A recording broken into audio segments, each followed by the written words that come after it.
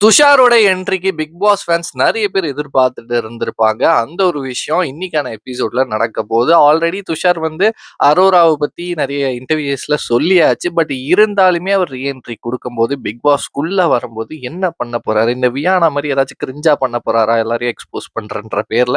அப்படி இல்லன்னா அரோரா உன்னால தான் என் கேமே போச்சு அப்படின்ட்டு அரோரா கிட்ட புலம்ப போறாரா? அப்படின்ற மாரியான சின்ன எதிர்பார்ப்பு இருந்துச்சு. பட் அதெல்லாம் கிடையாது. ஸோ அரோரா உன்னால தான் நீ இவ்வளோ தூரம் வந்திருக்க. உன் கேம் பிளே தான் உன்னோட திறமையால தான் வந்திருக்கேன் அப்படின்ட்டு சிம்பிளா சொல்லி முடிச்சிட்டாப்ல. ஆக்சுவலி அதுவுமே கரெக்டான ஒரு விஷயம். அதுவுமே உண்மை அப்படின்னு தான் நான் சொல்லுவேன். ஏன்னா துஷார் அண்ட் அரோரா 2 பேரும் பிக் பாஸ் வீட்டுக்குள்ள இருக்கும்போது 2 பேரும் பெருசாவே ஷைன் ஆகல. துஷார் மட்டும் கிடையாது, அரோராவுமே பெருசா வெளியில ஷைன் ஆகல. அதே மாதிரி துஷார் போனதுக்கு அப்புறமா கூட அரோரா இருந்திருந்தாங்கன்னா, அதே மாதிரி ஒரு சைலன்ஸ் அதே மாதிரியான ஒரு கேமை மெயின்டைன் பண்ணிட்டு இருந்திருந்தாங்கன்னா அவங்க ஃபைனல்ஸ் வரைக்கும் வந்திருக்கிறதுக்கான வாய்ப்பே இல்லை. ஏன்னா அந்த டைம்ல அரோராலாம் ரொம்ப கீழே இருந்தாங்க ஓட்டிங்ல.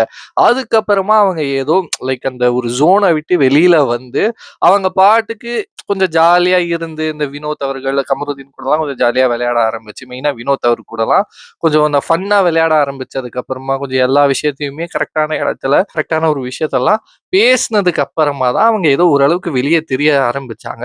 அதனால தான் அவங்க ஃபைனல்ஸ் வரைக்கும் வரதுக்கான வாய்ப்புகள் அதிகம் அப்படின்ட்டு நானுமே நினைக்கிறேன். இதை பத்தி நீங்க என்ன நினைக்கிறீங்களோ மறக்காம என் கூட ஷேர் பண்ணிக்கோங்க. பாய்.